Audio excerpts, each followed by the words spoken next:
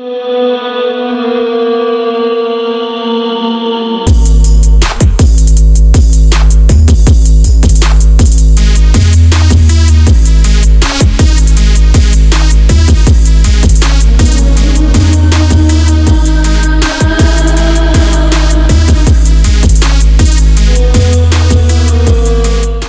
dengan nama Raden Sudirman di Bodas Karangjati Rembang, Purbalingga, Jawa Tengah, pada 24 Januari 1916, dari pasangan Karsit Kartawiraji yang bekerja di sebuah pabrik gula Kalibangor, dan Siem, wanita keturunan Wedana Rembang.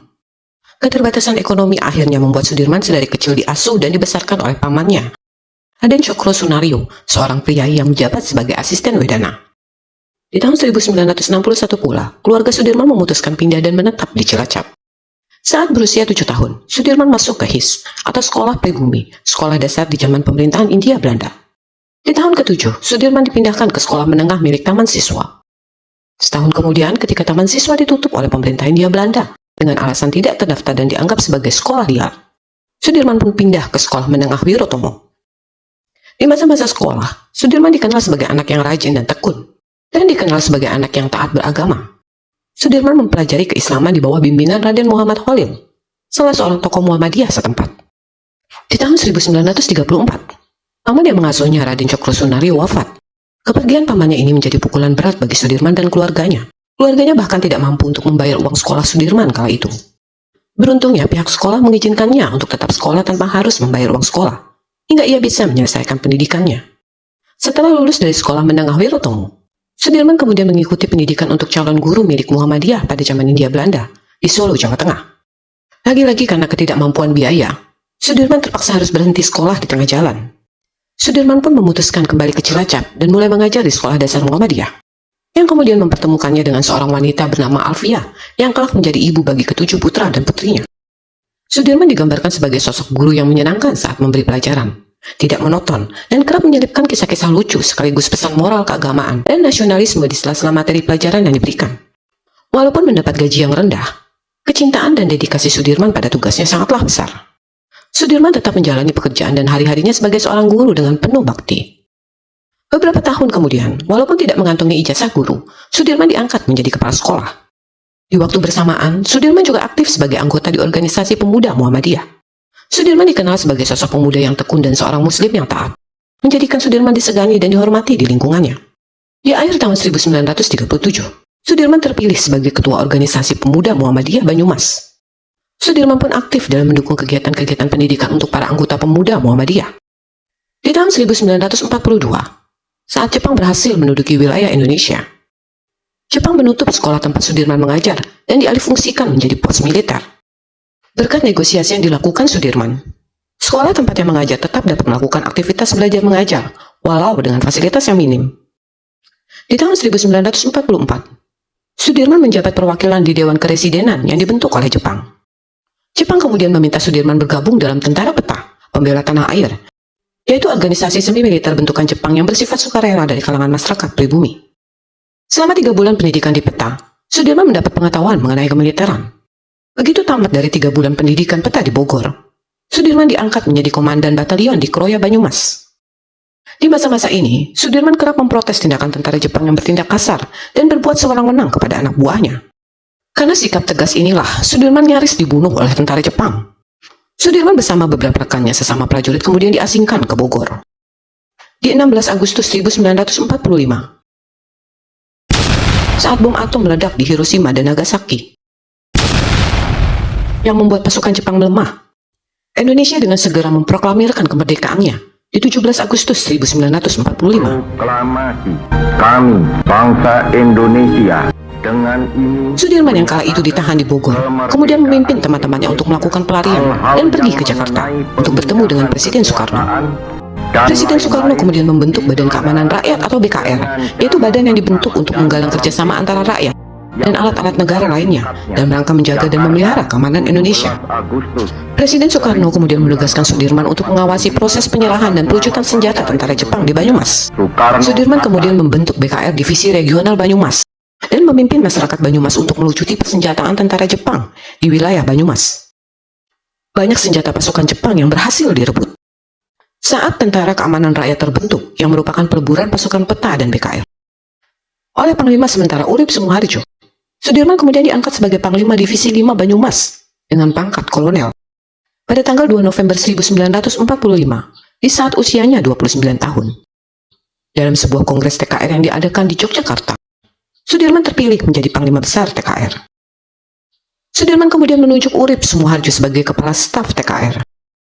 Panglima Besar TKR itu pun kemudian memimpin pasukannya melakukan serangan terhadap pasukan Inggris dan sekutunya di Ambarawa, Semarang, Jawa Tengah, yang berlangsung antara 20 Oktober hingga 15 Desember 1945.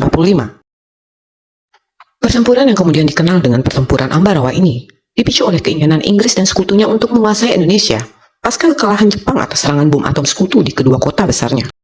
Kala itu Brigade Artileri Inggris dan sekutunya yang dipimpin Brigadir Battle mendarat di Semarang dengan dalih mengawasi pelucutan senjata tentara Jepang dan membebaskan para tawanan sekutu dan interniran. Pihak Republik pun memberikan izin pasukan Inggris untuk masuk ke wilayah Republik. Alih-alih membantu Republik melucuti persenjataan tentara Jepang, mereka malah mempersenjatai para tawanan perang sekutu. Pasukan Inggris ternyata diboncengi oleh orang-orang Nika atau pemerintahan sipil Belanda. Tindakan yang mengundang keributan dan perlawanan para tentara keamanan rakyat. Tindakan pasukan Inggris dan Nika ini kemudian memicu pertempuran antara tentara keamanan rakyat dengan tentara Inggris dan sekutunya yang dimulai pada tanggal 26 Oktober 1945. Presiden Soekarno dan Brigadir Battle kemudian datang ke Magelang mengadakan perundingan. Pertempuran pun dihentikan sementara di tanggal 2 November 1945. Perundingan yang kemudian menghasilkan kesepakatan antara lain, Inggris berada di Magelang hanya sebatas untuk mengawal dan menjaga keamanan pembebasan para tawanan perang sekutu. Kesepakatan membuka jalan Ambarawa dan Magelang untuk lalu lintas pasukan Inggris dan sekutu. Dan kesepakatan untuk Inggris tidak mengakui dan terlibat dalam aktivitas Nika. Perjanjian yang kemudian ternyata diingkari dan malah dimanfaatkan oleh pasukan Inggris dan sekutu. Inggris dan sekutunya malah berusaha masuk dan menguasai wilayah Magelang dan menambah pasukan tentaranya di Magelang. Tidak hanya itu, Inggris bahkan berupaya melucuti senjata-senjata milik rakyat dan tentara keamanan rakyat. Pasukan TKR Resimen 1 Kedu yang dipimpin Letkol Muhammad Sarbini akhirnya mengepung sekutu dari berbagai penjuru. Sekutu akhirnya keluar dari Magelang dan diam-diam berusaha masuk ke Ambarawa menuju benteng Ambarawa. Letkol Isdiman Suryokusumo yang menjabat sebagai Komandan Divisi 5 Banyumas pun kemudian bertempur menghadang pasukan sekutu. Letkol Isdiman gugur. Pasukan TKR Resimen 1 Kedu Tengah Magelang di bawah pimpinan Letkol Muhammad Sarbini yang mengetahui gugurnya Letkol Isdiman akhirnya mengejar tentara sekutu, sehingga pasukan sekutu bergerak mundur. Kerjasama seluruh pasukan TKR untuk mengepung pergerakan pasukan Inggris dan sekutunya ini kemudian pecah di 26 November 1945.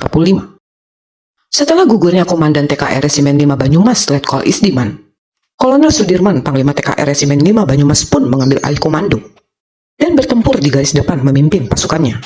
Kehadiran Kolonel Sudirman di tengah pasukan TKR saat itu kembali memicu semangat di antara para pasukan. Strategi gerilya dan penyerbuan di berbagai penjuru pun dilakukan. Pasukan TKR dan rakyat sipil dari berbagai wilayah pun berdatangan, bahu-membahu untuk satu tujuan. Indonesia harus kembali berdaulat dan merdeka. Setelah melewati pertempuran yang panjang, pasukan Inggris dipaksa menyerah di 15 Desember 1945 karena dikepung TKR selama 4 hari 4 malam di sekitar Benteng Willem. Pasukan Inggris dan sekutunya akhirnya menarik diri. Pertempuran yang banyak memakan korban rakyat dan TKR itu semakin membuat dukungan dan kepercayaan rakyat kepada kepemimpinan Kolonel Sudirman semakin besar. TKR kemudian menjadi cikal bakal terbentuknya TNI, yang resmi berdiri di 3 Juni 1947. Kolonel Sudirman kemudian dilantik menjadi Panglima Besar, bersama para pucuk pimpinan TNI lainnya, di Gedung Agung Yogyakarta pada tanggal 28 Juni 1947. Jenderal Sudirman menjadi saksi kegagalan negosiasi dengan kolonial Belanda yang ingin kembali menguasai Indonesia dan kekayaan alamnya. Dua perjanjian antara Indonesia dan Belanda, yaitu Perjanjian Linggarjati Cirebon yang diadakan di 11 hingga 13 November 1946 dan Perjanjian Renville pada tanggal 8 Desember 1947 hingga 17 Januari 1948 menyebabkan Indonesia harus mengembalikan wilayah yang diambilnya dalam agresi militer satu yang terjadi pada tanggal 21 Juli sampai 5 Agustus 1947 kepada Belanda dan penarikan 35.000 pasukan tentara Indonesia. Dari segala perjanjian dengan Belanda, Jenderal Sudirman terus mendesak Presiden Soekarno untuk tetap melanjutkan perang gerilya. Karena Jenderal Sudirman tidak percaya Belanda akan benar-benar memenuhi janjinya. Namun saat itu Presiden Soekarno menolak dan membuat Jenderal Sudirman terpukul dan kecewa. hingga berpengaruh pada kesehatannya. Jenderal Sudirman yang mengidap penyakit TBC yang terinfeksi saat berjuang pada November 1948 yang menyebabkan paru-paru kanannya mesti dikempeskan dan bernafas hanya dengan satu paru. Wafatnya Letjen Urip Sumoharjo di tahun 1948 semakin memperburuk kondisi kesehatan sang jenderal. Jenderal Sudirman sempat berniat untuk mengundurkan diri dari kemiliteran, tetapi ditolak Presiden Soekarno karena dapat menimbulkan ketidakstabilan perjuangan negara saat itu. Jenderal Sudirman pun harus menghadapi pemberontakan-pemberontakan yang terjadi dari dalam dan upaya kudeta PKI di Madiun di tahun 1948. Di tanggal 19 Desember 1948, beberapa hari pasca keluar dari rumah sakit untuk pengobatan penyakit TBC yang diidapnya, Belanda melancarkan agresi militer 2 yang berlangsung pada tanggal 19 sampai 20 Desember 1948. Dalam upaya menduduki Yogyakarta yang kala itu menjadi ibu kota dan pusat pemerintahan Indonesia. Serangan yang kemudian meluas ke sejumlah wilayah di Jawa dan Sumatera. Upaya Belanda untuk kembali bercokol di Indonesia ini salah satunya bertujuan untuk menguasai dan merebut kekayaan alam Indonesia untuk mendongkrak perekonomian negara yang hancur pasca kekalahan dengan pasukan Jerman dalam Perang Dunia Kedua. Aksi Sontoloyo Belanda ini kemudian berlanjut dengan menangkap para pemimpin Indonesia kala itu, Presiden Soekarno dan Wakil Presiden Muhammad Hatta. Beberapa anggota kabinet seperti Muhammad Rum, Sultan Syahir, dan Kiai Agus Salim bahkan dikirim ke pengasingan di Pulau Sumatera dan Bangka. Jenderal Sudirman bersama pasukan kecilnya, serta seorang dokter pribadi, kemudian melakukan perjuangan dan perlawanan gerilya selama 7 bulan. Dengan tandu yang terbuat dari bambu, pemimpin besar itu berjuang memimpin perlawanan dan gerilya, melawan agresi militer Belanda Jilid 2. Perjalanan gerilyanya sempat terlacak oleh pasukan Belanda. Tetapi Jenderal Sudirman dan pasukannya berhasil kabur. Jenderal Sudirman kemudian mendirikan markas sementara di Sobo, dekat Gunung Lawu. Dari markas ini, Jenderal Sudirman memimpin kegiatan militer di Pulau Jawa, termasuk serangan umum 1 Maret 1949 di Yogyakarta, yang dipimpin Letkol Soeharto. Di Mei 1949, terjadi perjanjian Rumroyan yang kembali memicu kekecewaan Jenderal Sudirman. Perjanjian ini lagi-lagi sangat merugikan pihak Indonesia.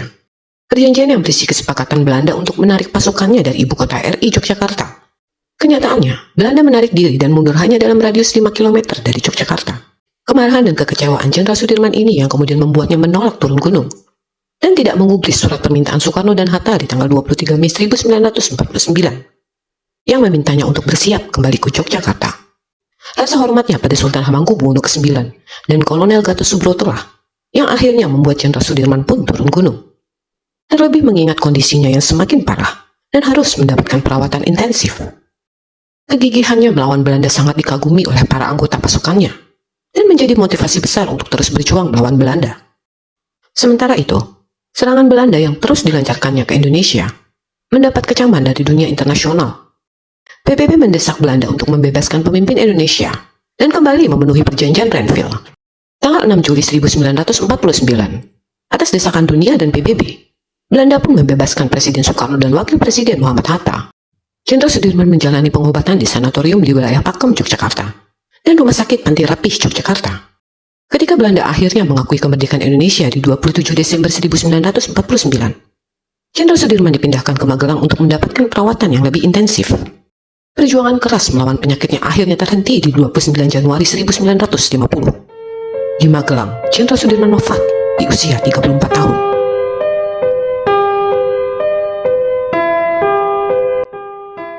Konvoi 4 buah tank dan 80 kendaraan bermotor kemiliteran mengiringi jenazah Jenderal Sudirman menuju peristirahatan terakhirnya, Taman Makam Pahlawan Semaki, Yogyakarta. Ribuan orang berkumpul menyaksikan prosesi upacara pemakaman secara militer. Seseorang yang berjasa sangat-sangat besar bagi perjuangan Indonesia meraih kemerdekaannya, tandu yang menemani tubuh ringkihnya saat menjalani misi gerilyanya, mungkin salah satu saksi bisu atas keberanian, dedikasi, semangat dan kecintaannya pada tanah air, bangsa dan rakyatnya. Berbagai gelar dan anugerah kemudian disematkan, di antaranya gelar pahlawan nasional, Jenderal Anumerta, dan Jenderal Besar Bintang 5. Pangkat tertinggi dalam kemiliteran Indonesia yang hanya disandang oleh 3 orang jenderal besar lainnya, yaitu Jenderal Besar Abdul Haris Nasution dan Jenderal Besar Soeharto, Presiden Republik Indonesia kedua. Kebesaran namanya bahkan jauh lebih besar dari patung dirinya yang berdiri gagah di antara puluhan bangunan mewah yang berdiri sombong mengelilinginya. Di satu jalan yang menyematkan namanya. Turunkan tanganmu, Jenderal. Apa yang kau hormati siang malam itu? Tidak semua dari mereka pantas kau hormati. Turunkan tanganmu, Jenderal. Ketikan dialog aktor Deddy Miswar dalam perannya di film Naga Bonar belasan tahun silam. Turunkan tanganmu, Jenderal. Apa yang kau hormati siang malam itu? Turunkan tanganmu, Jenderal, dan istirahatlah dengan tenang.